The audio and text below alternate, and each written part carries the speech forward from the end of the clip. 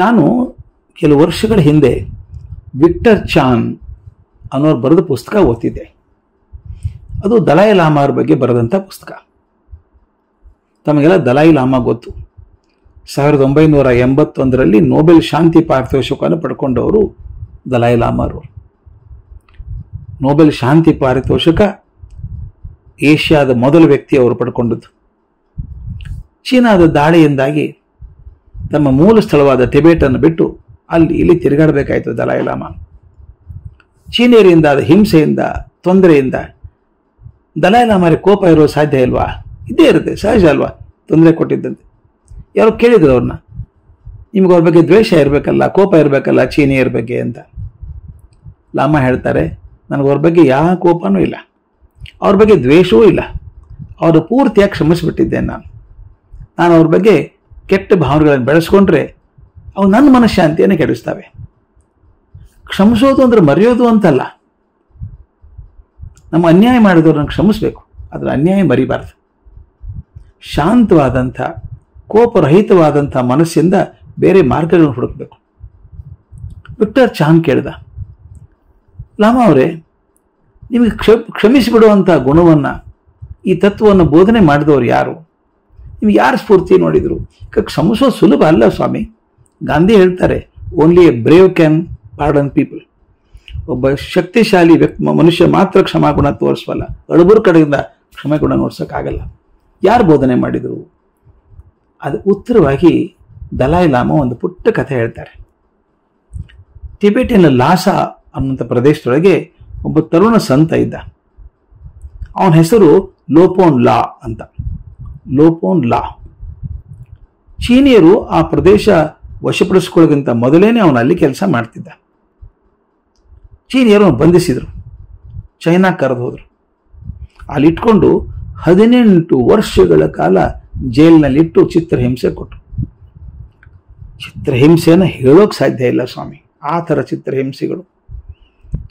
ಎಚ್ಚರಿರುವಾಗ ಬೆರಳಿನ ಉಗುರುಗಳನ್ನು ಕಿತ್ತು ಹಾಕ್ಬಿಡೋದು, ಕಾಲಿನ ಉಗುರು ಮತ್ತು ಚರ್ಮದ ನಡುವೆ ಸೂಜಿ ಚುಚ್ಚೋದು, ಅದು ಒಂದ ಎರಡ ಹೇಳೋದು, ಅಷ್ಟು ಚಿತ್ರಹಿಂಸೆ ಕೊಟ್ಟರು. ಟಿಬೆಟಲ್ಲಿ ಉಳಿದು ಪಾರಾಗಿ ಬಂದಂಥ ಕೆಲವು ಸಂತರು ಹೇಳ್ತಿದ್ರಂತೆ, ಲಾಪೋನ್ ಲಾ ಬದುಕಿ ಬರೋ ಸಾಧ್ಯವೇ ಇಲ್ಲ, ತುಂಬ ಚಿತ್ರಹಿಂಸೆ ಕೊಟ್ಟಿದ್ದಾರೆ ಅವರಿಗೆ. 18 ವರ್ಷಗಳಂತ ಬಿಡುಗಡೆ ಆಯಿತು. ಅವನು ಭಾರತಕ್ಕೆ ಬಂದ. ಅವನನ್ನು ದಲೈ ಲಾಮಾ ಭೇಟಿಯಾದ್ರಂತೆ. ದಲೈ ಲಾಮಾ ಹುಡುಗರ ಅವಾಗಿನ್ನು. ಅವ್ರು ಅವನನ್ನು ಕಂಡದ್ದು 20 ವರ್ಷಗಳ ನಂತರ. ವಯಸ್ಸಾದಂಗೆ ಕಾಣಿಸ್ತಾ ಇತ್ತು. ದೈಹಿಕವಾಗಿ ವಯಸ್ಸಾದಂಗೆ ಕಂಡರೂ ಕೂಡ ಮಾನಸಿಕವಾಗಿ ಮೊದಲಿನ ಹಾಗೆ ಸೌಮ್ಯವಾಗಿ ಶಾಂತವಾಗಿದ್ದ. ಬುದ್ಧಿ ಮೊದಲಿನ ಹಾಗೆ ಚುರುಕಾಗಿತ್ತು. ಅವನನ್ನು ದಲೈ ಲಾಮಾ ಕೇಳಿದರು, ಅಲ್ಲಿ ಜೈಲಿನಲ್ಲಿ ವ್ಯವಸ್ಥೆ ಹೇಗಿತ್ತು? ತುಂಬ ತೊಂದರೆ ಆಯ್ತಾ ನಿಮಗೆ? ಅಂತ ಹೇಳಿದ, ಹೌದು, ದಿನಾಲು ಚಿತ್ರಹಿಂಸೆ ಕೊಡ್ತಾ ಇದ್ರು, ಧರ್ಮವನ್ನು ತ್ಯಜಿಸಿಬಿಡು ಅಂತ ಒತ್ತಾಯ ಮಾಡ್ತಾ ಇದ್ರು. ದಲೈ ಲಾಮಾ ಕೇಳಿದರು, ನಿನಗೇನಾದರೂ ಭಯ ಆಗ್ತಿತ್ತಾ?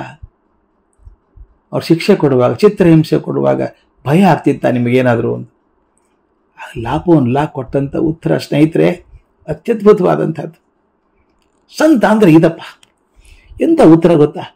ಅಂತ ಹೇಳಿದ್ದು, ಹೌದು, ನನಗೆ ಕೆಲವೊಂದು ಭಯ ಆಗ್ತಾ ಇತ್ತು. ನನಗಿದ್ದು ಒಂದೇ ಭಯ ಏನು ಗೊತ್ತಾ? ನಾನು ಎಲ್ಲಿ ನನಗೆ ಚಿತ್ರಹಿಂಸೆ ಕೊಡುತ್ತಿದ್ದ ಚೀನಿಯರ ಬಗ್ಗೆ ಪ್ರೀತಿಯನ್ನು, ಅನುಕಂಪೆಯನ್ನು ಕಳ್ಕೊಂಡು ಬಿಡ್ತೇನೋ ಅನ್ನೋ ಭಯ ಇತ್ತು ನನಗೆ.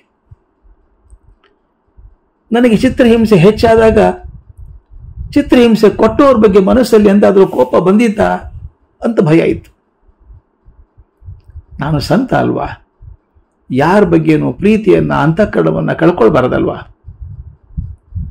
ಆದ್ದರಿಂದ ಪ್ರತಿ ಕ್ಷಣ ನನ್ನ ತೊಂದರೆ ಆದಾಗ, ಪ್ರತಿ ಚಿತ್ರಹಿಂಸೆಯ ನಂತರ ಅವರನ್ನು ಮನಃಪೂರ್ವಕವಾಗಿ ಕ್ಷಮಿಸಿಬಿಡ್ತಿದ್ದೆ.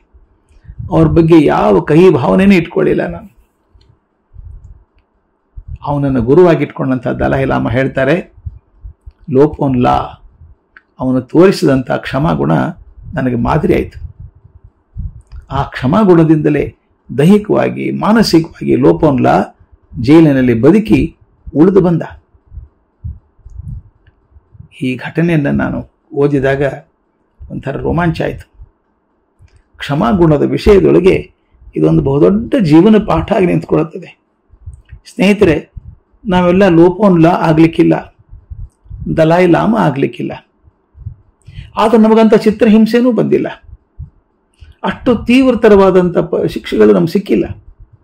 ಆದರೂ ಸಣ್ಣ ಪುಟ್ಟ ಮೋಸಗಳಾದಾಗ, ಸಣ್ಣ ಪುಟ್ಟ ತೊಂದರೆಗಳನ್ನು ಮತ್ತೊಬ್ಬರು ಮಾಡಿದಾಗ ಸ್ವಲ್ಪ ಪ್ರಯತ್ನ ಮಾಡಿ ಅವುಗಳನ್ನು ಮರೆತು ಬಿಡೋಣ. ಯಾಕೆ ಗೊತ್ತಾ? ಅವರು ಮಾಡಿದಂಥ ತೊಂದರೆ ನೆನೆಸ್ತಾ ನೆನೆಸ್ತಾ ಹೋದಾಗ ನನ್ನ ಮನಸ್ಸೇ ಕಸದ ಗುಂಡಿ ಆಗಲ್ವಾ? ನಾನು ಹಳೆ ಕೆಟ್ಟ ಕಟ್ಟಿ ನೆನೆಸ್ಕೊಂಡಾಗ ನನ್ನ ಮನಸ್ಸು ಕೈ ಆಗಲ್ವಾ? ನನ್ನ ಮನಸ್ಸನ್ನು ಚೆನ್ನಾಗಿ ಇಟ್ಕೋಬೇಕು ಅಂದರೆ ಆ ಘಟನೆಗಳನ್ನು ತೆಗೆದು ಹಾಕಿಬಿಡ್ಬೇಕು. ಅದಕ್ಕೆ ಅವ್ರು ಕ್ಷಮಾ ಮಾಡಬೇಕು. ಈ ಕ್ಷಮಾ ಗುಣ ಜೀವನದ ಬಹುದೊಡ್ಡ ಪಾಠ.